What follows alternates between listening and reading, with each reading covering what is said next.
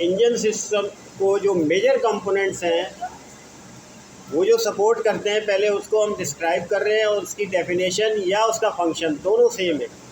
तो वो आपको पता होने चाहिए कि इंजन सिस्टम को सपोर्ट करने वाले मेजर कंपोनेंट को क्यों रखा गया है और उसका काम क्या है।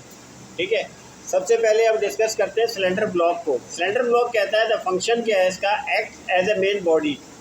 कैसे एक्ट करता है, एज ए मेन बॉडी करता है of the engine where the combustion take place, जहाँ पे कंबस्शन का अमल जो है होता है, वाक़या होता है या होता है, ठीक है, प्रोसेस होता है।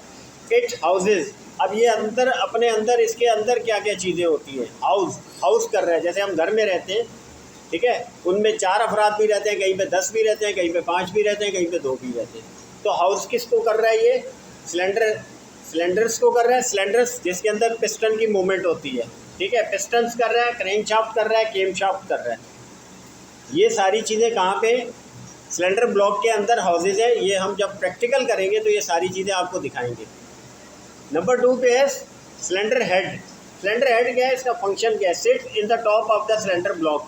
ये क्या है कि सिलेंडर ब्लॉक के टॉप पे पड़ा होता है, ठीक है, सिलेंडर ब्लॉक के टॉप पे पड़ा होता है। अच्छा, इसका काम क्या है, it seal the combustion chamber. ये कंबस्शन चैम्बर को सील करता है। कंबस्शन चैम्बर जहाँ पे पावर स्टोक हो रहा होता है वहाँ से लीकेज को मिनिमाइज करता है, ना होने के बराबर, ठीक है। तो क्या कर रहा होता है, इसको क्या कर रहा होता है, सील कर रहा होता है कि वहाँ से जब कंबस्शन का प्रोसेस हो, क्योंकि वो बहुत ज़्यादा पावर पैदा होती है, कहीं से लीकेज नहीं होनी चाहिए, ठीक। Number 1, it seal the combustion chamber and contains. और ये रखता क्या है, इसके अंदर होता क्या है, हाउस क्या चीज़ें होती हैं, इसके अंदर होते हैं वॉल्व दोनों होते हैं, इनटेक और एग्जॉस्ट। इसी के ऊपर स्पार्क प्लग, इंजेक्टर या नोज़ल लगी होती है। तो हम नोज़ल की बात नहीं करेंगे, वो डीजल इंजन में आता है। पहले हम इंजेक्टर या प्लग की बात करेंगे। इंजेक्टर कहाँ पे होते हैं, EFI में, ठीक है, और प्लग क्या होते हैं, नॉर्मल व्हीकल्स में।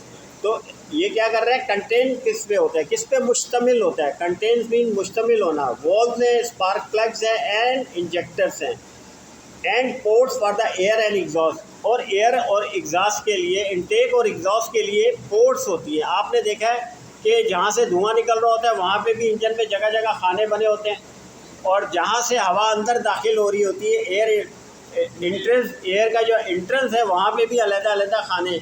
अब वो खाने कितने डिपेंड करते हैं, नंबर ऑफ़ सिलेंडर पे डिपेंड करते हैं। अगर 3 सिलेंडर गाड़ी है तो 3 इधर से होंगे, 3 इंटेक के पोर्ट होंगे और 3 एग्जॉस्ट के पोर्ट होंगे। अगर 4 सिलेंडर है तो 4 इंटेक के पोर्ट होंगे, 4 एग्जॉस्ट के होंगे। 6 सिलेंडर इंजन है तो उसमें 6 इंटेक के पोर्ट होंगे और 6 एग्जॉस्ट के होंगे, ठीक है। तो ये आपने क्या, सिलेंडर हेड किस किस को होस्ट कर रहा है ये आपने याद रखना है, और काम क्या कर रहा है, ठीक है। नंबर 3 पे है पिस्टन। पिस्टन क्या कर रहा है, पिस्टन बेसिकली क्या मूव कर रहा है, move up and down of the cylinder block. Cylinder block के अंदर वो ऊपर और नीचे की तरफ मूव कर रहा है, ठीक है, और कन्वर्ट्स कर रहा है किसको, एनर्जी को, कहाँ से, कंबस्शन से एनर्जी को कन्वर्ट कर रहा है मैकेनिकल में, ठीक। नंबर 3 हो गया। नंबर 4 पे कह रहा है कि क्रैंक शाफ्ट का फंक्शन क्या बता रहा है, कन्वर्ट्स अप एंड डाउन। ये कन्वर्ट करता है, यानी कि तब्दील करता है, रिप्लेस करता है, ठीक है, उसको चेंज करता है।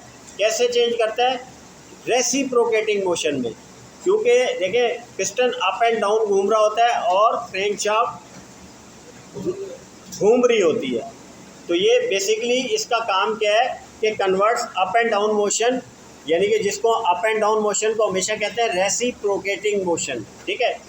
Motion of the piston into the rotational motion, piston की रेसिप्रोकेटिंग मोशन को तब्दील कर रहा होता है किसमें, रोटेशनल मोशन में, किसके अंदर, और ये कहाँ पे मुंतकिल कर रहा होता है, इससे जो रोटेशनल मोशन से जो पावर पैदा हो रही होती है वो कहाँ जा रही होती है, व्हील्स के अंदर, ठीक है।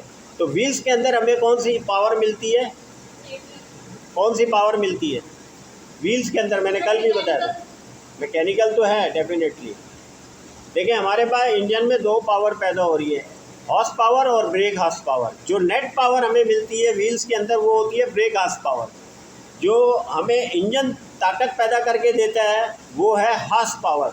अगर हॉर्स पावर 100 होगी तो व्हील्स के अंदर एटी जाएगी, क्योंकि वो 4 जगह डिवाइड हो रही है। इंजन से जा रही है ट्रांसमिशन में, ट्रांसमिशन से जा रही है पावर ट्रेन में, पावर ट्रेन से जा रही है डिफरेंशियल में, डिफरेंशियल से जा रही है एक्सल्स में, एक्सल्स के बाद जा रही है व्हील्स में। तो जैसे जैसे ये चेंज अपनी जगह तब्दील कर रही है तो ये कम होती जा रही है। फॉर एग्जांपल कि 5-5 HP चेंज होती जा रही है तो आपको 100 की जगह 70 मिल जाएगी। अगर ये 5 जगह, कितनी जगह बन रही है? Transmission 1, power train 2, differential 3, axle 4। तो 4 का मतलब है कि 5 के हिसाब से लगाएं तो 100 अगर HP है तो व्हील्स के अंदर 80 जा रही है, और अगर 80 है HP हार्स पावर 80 है तो व्हील्स में 60 जा रही है। तो ये एक छोटा सा कॉन्सेप्ट है क्लियर करने का कि VHP और HP में क्या फ़र्क है, यानी कि हॉर्स पावर में और ब्रेक हॉर्स पावर में क्या फ़र्क है। ठीक।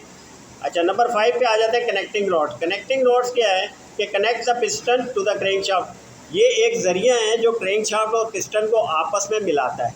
ये हम प्रैक्टिकल जब हम वहाँ करेंगे, इसको इसलिए अच्छे से पढ़ रहे हैं, डिटेल में पढ़ रहे हैं, ताकि प्रैक्टिकल के दौरान आप लोग आसानी से समझ जाओगे। सिर्फ उसका फंक्शन देखोगे तो थ्योरी आपके पास है, वहाँ पे आपने प्रैक्टिकल देखना है, थ्योरी आपके पास है।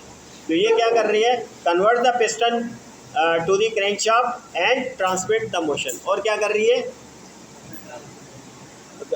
किसको? मोशन को क्या कर रही है? ट्रांसमिट कर रही है। ठीक है, तो ये कनेक्टिंग रॉड का काम है।